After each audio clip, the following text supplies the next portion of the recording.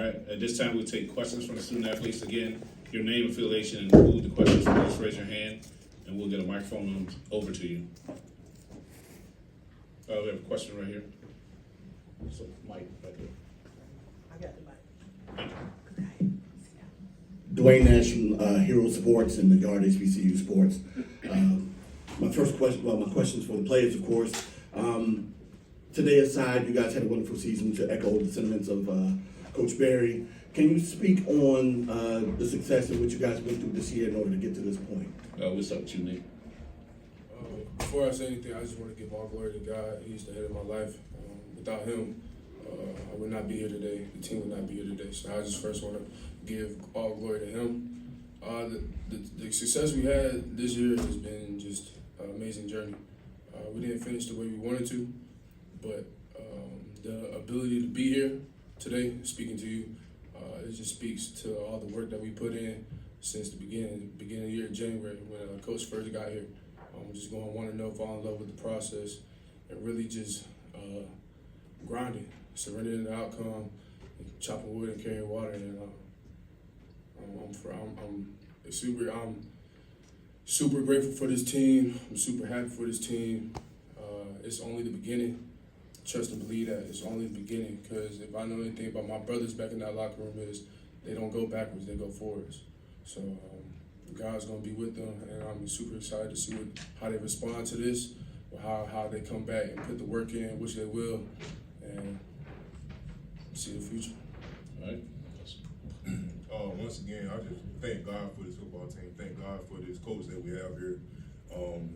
All season, we just focused on going 1-0, just being successful each and every day. We had a lot of great things happen this season, other than this game, but we had a lot of players during training camp get saved by God, and I feel like it's very, very important. Like I said, it's a bunch of great things that went on this season. Unfortunately, we didn't get the job done, but we have something cooking up here. So. Dr. Phillip. Kenyatta Cavill, Dr. Ville's Inside the HBCU Sports Lab. This is for both the players. Starting with you, Nick.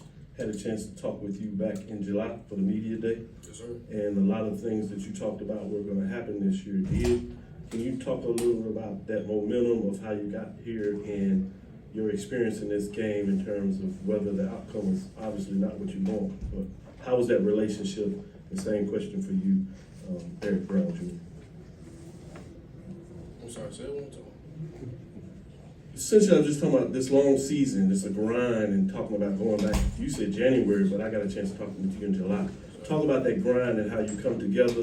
And even though in this defeat, you talk about the team resilience and how you're building something to reestablish what has been great at South Carolina State. Yes, sir. It's really just been a testament to buying into the mission at hand. We all came in with the same goal, getting to the Celebration Bowl. So, we knew it was going to take early mornings, long nights to get here. And everybody just bought in, accepted the process, fell in love with it, and we just tried to go 1-0 every day. And really the biggest part was we just had the favor of God with us. We put God first before everything we do, after everything we do. So, him being with us, him having favor with our program just really goes to show, like, through God, anything is possible. Because in the beginning of the season, ain't nobody believing us except for us. So for us to be here is just, it says a lot itself and what this team is capable of. I would say it's just a process. Like, that's the main word, the journey from January to now. Just the process, chopping wood and carrying water. Like Nick said, it's just nobody believed in us but us. So we know what we had to do to get where we are right now.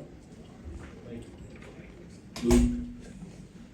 Luke Williams from the Black College Sports Page. Guys, they held you all to 30 yards rushing and 19 carries. What do you think was the reason why you weren't being able to get the running game going? We had 60 minutes to execute, and it just came down to execution. We didn't execute. To answer your question, we had 60 minutes to do our job, but everything is never about the opponent; it's about us at the end of the day. So it came down to execution, and we didn't execute like we wanted. It all comes down to one of our principles is pain, focus, effort, and execution. And the focus and the effort was there, but we didn't execute our job. So this is the result that we get. Once again, we had 60 minutes to show what we had to do, and we couldn't get it done. Emmanuel Glade, the Crush Sports Talk. So take us through that. When did they do anything, Jackson State do anything different on defense that you guys wasn't prepared for? It wasn't just 60 minutes is just 60 minutes, and y'all just tried to. They did what they had to do. It was just 60 minutes with 60 minutes. It just came down to that. We took the time to prepare for them boys, and it just didn't go our way today. So that like I said, it's never about the other team. It's always about us and how we execute. Going into this week, Coach Berry told us they're a very good football team. We've seen it on film. And if we don't play with amazing focus and effort, this is the result that we want to get. So, Young man in the back here and then here. Alex Tejada with ABC Columbia News. For the players, this season was pretty successful. Do you guys have a favorite win? And you guys said you guys were the only ones that believed in you. What was the secret success to you guys having such a good season? What's up with you, Nick? So the question is the favorite win? He want to know what's your favorite win, and since no one believed in you, what's been the key to that success this season? Okay, favorite win. My favorite win was every win. You know, we worked hard. We put the grind in, and no game is easy. We respect all our opponents. We don't fear nobody, but we respect all our opponents. And each win was our favorite win because each game is the big game because it's the next game. And to talk about the success, like I said again, God, we had the favor of God in our hands. God is amongst our program, and this won't be the last time you see Sacramento State Bulldogs. You go ahead. like they said, every win was a big win. We always talk about going 1-0. We got respect for everybody who we play. We never look past anybody. It's only a big game because it's the next game. All right, we're gonna take two more questions. We'll do this young man here and this young man up front. Jamie Walker, HBC Wired. Been seeing, Coach for a long time, two different programs, and his emphasis and things are generally the same as far as motivation. Can you all elaborate on you all played a lot of football. Elaborate on what Coach Berry has brought into this program and what you'll take with you as young men. Coach Berry, he not only has he challenged us as football players to get the best out of us, but he's challenged us as young men as well. He says, I don't ask you to be overly great, I just ask you to be consistently good. And that's what everything in life, for y'all can relate, doing y'all job, you don't gotta be extra special, you just gotta be consistently good with doing your job. I would take that into life, as I go on my career, being a father, husband, future, whatever it is. I'm just trying to be consistently good because that's all I can do. And if I'm consistently good, that means I'm showing up every day, doing what I'm supposed to do. So I shout out to Coach Berry for that. To me, it's the constant energy and motivation and effort each and every day. He's always the same person each and every day. One thing that I'm gonna take from him is going 1-0 each and every day. And that's not only on the field, that's in life as well. Husband, father, sister, brother, just going 1-0 to be successful in your life. All right, final questions right here. Travis Bolin, Orangeburg Times, a Democrat. Nick, Eric, I think of Cam as well. You guys have been on that offensive line the last 4 years as a staple to that offensive line. What do you just take away from playing at South Carolina State, and what do you hope fans remember about you guys? I'm gonna let Eric answer first. We came in, we wanted to leave a legacy. That's why we came up with the name, the Dirt Bags. So we just wanted to leave a legacy. We know we had to lead these boys even as freshmen when we came in. We started all 4 years, so we knew what we had to do. We just wanted to leave a legacy. I want Orangeburg to remember, we just gave everything we had. This year is just extra special. It was a full circle moment for the two of us. Coming in as freshmen, not really knowing what we're doing. We just out there playing ball. and winning the Celebration Bowl. And then this year we had the opportunity to come here and play a Celebration Bowl and win. So it was a full circle moment for us. But I would just hope, I just want Orangeburg to remember that I'm forever in debt to them. Forever in debt to them, because I came out of high school a kid that didn't look like I knew what I was about to do. And they took me in, gave me an opportunity, and it changed my life around. It saved my life. So I forever owe my love to South Carolina State. I'm forever a Bulldog, and I forever love them. All right, well, guys, I want to thank you and let the players go at this time. Thanks again, gentlemen. Thank y'all. Now we'll take questions for the head coach. Once again, raise your hand. We might not get to all of you, but give us a second and get you as quick as possible. We're gonna start with the gentleman in the back with the Detroit hat on.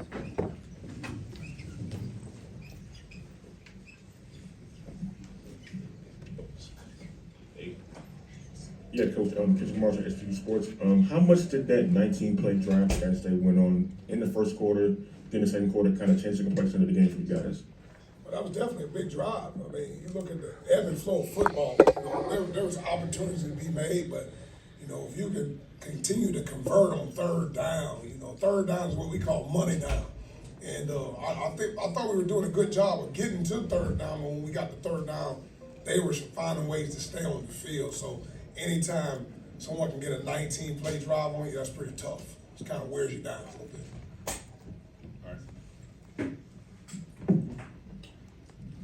Coach Nick Harvey, WIS TV.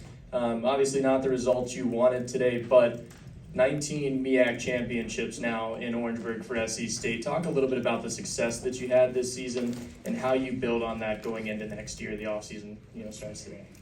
Well, the journey didn't finish the right way.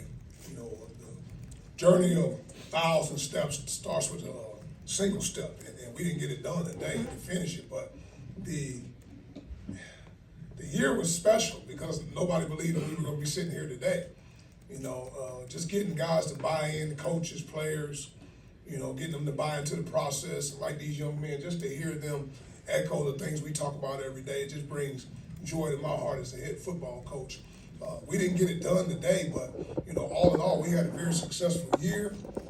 Proud of those young men. I told each and every one of them in the locker room I love them, and we'll grow from it and learn from it. I stood there at the end on purpose, and after I shook the head coach's hand and congratulated him on a great season and finishing the drill, I wanted to watch the confetti fall. I stood there and watched because I wanted to watch and let that drive and motivate me as the head football coach, to motivate my staff, to motivate our players to whenever we get to these moments again, we want to find a way to finish and seal the deal. Coach, here. He's right there, coach. I know, so the Atlanta Voice, wanted to ask you, having been your first season, making it to the Celebration Bowl, you touched on it a little bit about the year, but just wanted to talk about making it here to Atlanta. How's that feel? Well, it's December 14th, 2024. I was hired December 12th, 2023. So I've only been at South Carolina State 367 days. And it's been it's been a journey, man, I definitely love South Carolina State. They do an amazing job, just overall loving Bulldog tenacity and, bringing that pride of winning championships again. Yes, we won the MEAC championship, wasn't able to secure the national championship, but super proud of the team. I think the foundation has been set, and they know the expectations of what we want to build year in and year out. We don't just want to have a good football team. Yes, we had a good team this year, but we want to have a good football program. And like those young men just shared with you, I just want them to be consistently good at what they do.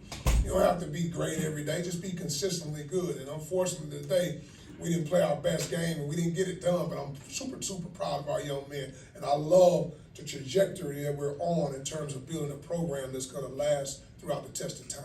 All right, thanks. We'll go right here. Coach, Ms. You heard the Chris Sports Talk. Being on this stage, as you head out in February for recruiting, talk about the exposure from this game and how does that help you putting together a solid class in February? Well, that was a great recruiting tool today. Get a chance to have, potential prospective student athletes to get an opportunity to watch us on the national stage. It's definitely already helped. I mean, if you look at just the conversations we've had with several young men, whether it be high school young men or young men in the portal, they have some familiarity of what we do in our program, the championship that we just won, and what we're building. You know, like I tell them, man, the next 4 years of your life, if you're a high school guy, is going to set you up for the next 40 years of your life, man, and that's what we're all about, man. And all in all, I think the exposure that happened today, being able to see us on the national stage, to be able to kick off bowl season, it didn't go the way we wanted it, but we got a chance to broadcast and showcase the good things that's going on at South Carolina State University. Here. Hi, Coach. Kevin Taylor, Taylor-Made Sports. Just talk about fighting your team after getting down 21-0 and still fighting and pressing on. Well, that's what we're all about. just weathering the storm. We knew, you know, we had a speaker, Willie Spears, going to speak to the team last night. He told us, he said, there's going to be adversity that's going to happen, but there's ebb and flow in the game of football. And when we went down, guys never quit. They kept fighting. I kept looking at them in their eyes, and that made me even more proud as a head football coach, because they never quit through it all. And again, the results wasn't what we wanted it to be, but they kept fighting. Some guys went down early, adversity struck early, but we had the next man had to step up, and we have a next man up mindset, and guys stepped up and gave their best effort.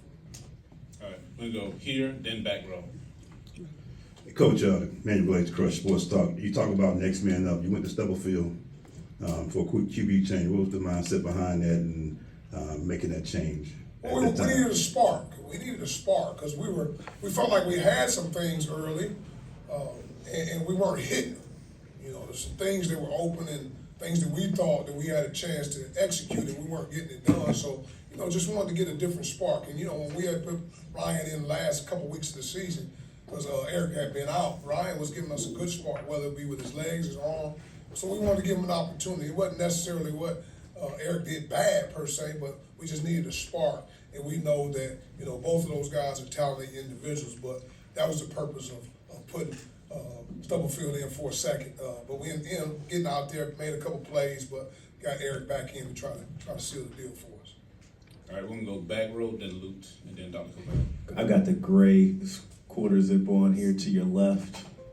Awesome. Aaron Ladd, WANF TV here in Atlanta. If you could pinpoint a couple of reasons why the offense wasn't clicking at full cylinders today, is it something that Jackson State was doing, or was it execution on your end? Well, respect to what Jackson State was doing. I don't think it was anything necessarily that they were doing, because we did a good job of scouting them. We knew exactly what they were going to do. It just comes down to execution. You know, we always talk about paying the fee in our program. Amazing focus. I thought our team was focused, no question about it. Amazing effort. That's the next E. And I thought we gave good effort for the most part, but we didn't execute. You know, there's ebb and flow and things that happen in the game of football. We don't make excuses nor explanation. We didn't get it done, and I thought Jackson did a good job on all three phases: offensively, defensively, and special teams. You know, we had some guys that kind of went down early, and the next guy had to step up. And we always tell them, man, the opportunity of a lifetime only lasts the lifetime of the opportunity. What do you do with your opportunity? And some guys had some opportunities. Some shined in the moment. Some didn't do as well as they had planned. But all in all, we didn't get it done. I promise you, kudos out to Jackson State. They found a way to win a football game, and we didn't get it done. So, again, no excuses or no explanations. We want to have time for a few more, so we can go Lute, Dr. Covell, and Mr. Roden. Luke Williams. Is this on? It might be a reason, Luke. Luke Williams from the Black College Sports page. Coach, congratulations on a great season. Thank you. Your run and attack, it kind of got bottled up. Was it Duhart being out, having to go to KZ? Anything particular? Because I thought that was one of the keys to the game. Well, yeah, it's definitely a key to the game. They were able to run the football a little bit, and we weren't able to run it the way we like to. It all starts up front, you know. The big guys up front got to secure, open up holes for the guys, and the backs got to run the ball and run with reckless abandon. And that didn't particularly happen today. And you're right, they held us to 30 yards rushing, man. That's not a whole lot of rush. You can't win football games like that. We try to always make sure we have good balance in run and pass, and Jackson State did a really good job of stopping our run today. All right, we can go Dr. Clovell first, Mr. Roden. You have This is the last question. Oh, okay. Well, this is the last question. Well, you go, Mr. Roden, you go ahead. Dr. Covell can wait. Mr. Roden, you have the last question. Go ahead. Dr. Ville, Kenyatta, Dr. Ville's inside the HBCU Sports Lab. Coach Berry, wanted to talk about your assessment of your defense. Obviously, a lot of yards was given up in the totality, but they kept fighting and keeping you a chance with your offense, particularly throughout the first half and even into the third quarter, where it was just a 14-point game. What is your assessment of what they were able to do on the defense side? Well, I thought our defense really, first of all, they were on the field too much. All right, you know, with the 3 and outs or lack of success that we had on the offensive side of the ball, our defense, you know, spent a lot of time on the field. All right, and I thought we did a really good job on first and second down. I mean, I thought we did, especially early in the game. They were keeping those guys behind the stick. They were trying to run the football, and I think the play that really got them going when they took the shot and hit the post in the middle of the field. But it was just 7-0 at the time. We knew that they were going to try to get us on the double move or something because they weren't really running the ball at that time. At that time, we were doing an amazing job of stopping the run, but when they hit us on that double move and went up 14-0, it kind of took the wind out of ourselves a little bit. But I was proud of our defense. They kept fighting through it all. And like you said, they played a lot of snaps, man, a whole lot of snaps. And we don't want our defense to play that much on the field. So, you know, all in all, I thought Coach O'Daffer and the defense staff did a good job of putting our guys in position, but ultimately we didn't do a good job of executing. Thanks, Coach Berry. Congratulations. Thank you. Coach, once again, thank you again for your time. Really appreciate it. Appreciate you guys. Yes, sir. Go Dogs. If you have a media vest, please return that vest to the young lady right here in the orange pants. If you have a media vest,